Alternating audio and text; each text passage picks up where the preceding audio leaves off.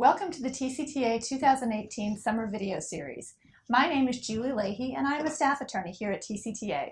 Today we are going to talk about School Resource Officers, or SROs. An SRO is a police officer who is assigned to work with a school district or campus through a memorandum of understanding with a local police department or county sheriff's office. The SRO may be assigned to a specific school on a full or part-time basis, and the district pays all or a portion of the officer's salary. An SRO's primary role is to provide law enforcement type services to a school. This means that SROs investigate allegations of criminal incidents that occur on the school campus. These criminal incidents may involve students, parents, or even educators. With regards to students, most districts take the position that an SRO is a police officer as opposed to a school disciplinarian. This means that the SRO will only take action in the context of student discipline when there is a violation of the law, leaving the discipline function in the hands of school administration. This means that if a student is disruptive and defiant, a referral to the campus behavior coordinator may be appropriate. But if the student is engaging in assaultive behavior or has otherwise broken the law, the SRO can and should take action, including making a referral to juvenile authorities if appropriate. Now, SROs can't handle all law enforcement issues. For example, with the exception of traffic tickets, an SRO may not issue a citation to a child who is alleged to have committed an offense at school when the offense is a Class C misdemeanor.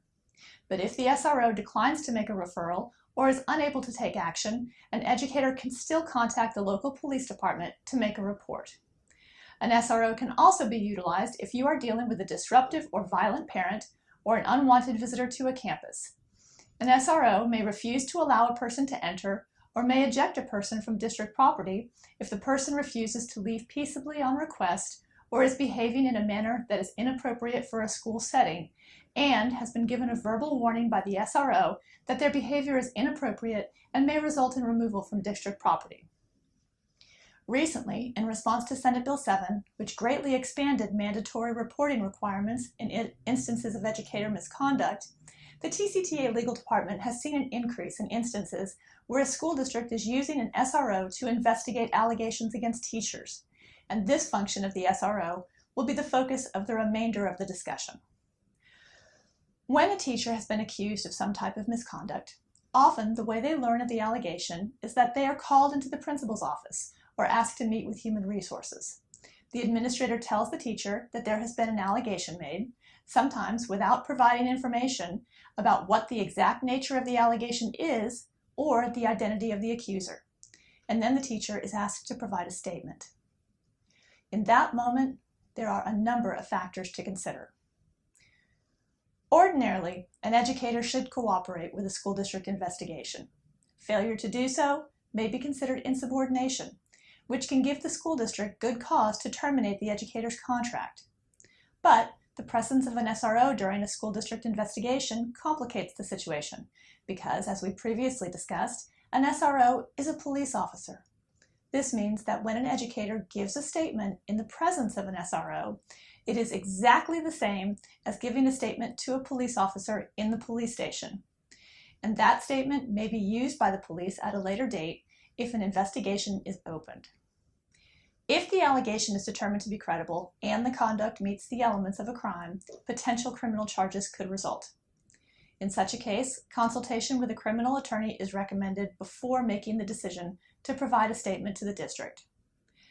As a police officer, an SRO should recognize an educator's right to speak to an attorney before speaking to the SRO. SROs should excuse themselves from a meeting if the educator asks for an opportunity to speak with an attorney. Refusal to provide a statement to the school district may result in contract termination. It is natural for a teacher who is under investigation to hope to resolve the matter quickly and easily by providing a statement. However, the nature of the allegations may be such that the involvement of law enforcement becomes inevitable. Therefore, the advisability of providing a statement should be weighed against the potential for criminal prosecution. In some instances, an employee may provide a statement to an employer for the explicit purpose of complying with a directive from the employer, without permitting that statement to become part of the criminal investigation. The case that permits this is called Garrity v. New Jersey, and it was decided by the United States Supreme Court in 1967. It says that because an employer can fire an employee based on their refusal to respond to questions or cooperate in an investigation, the employee's statement is involuntary, which may prevent its use in a subsequent criminal case. In a meeting with an administrator, the administrator may clarify whether providing a statement is voluntary and if refusal to provide a statement may result in contract termination. TCTA attorneys can provide members with more information and forms that are related to guarantee protections. The criminal defense attorney can examine the facts of a case to determine whether or not this kind of protection may apply to a situation.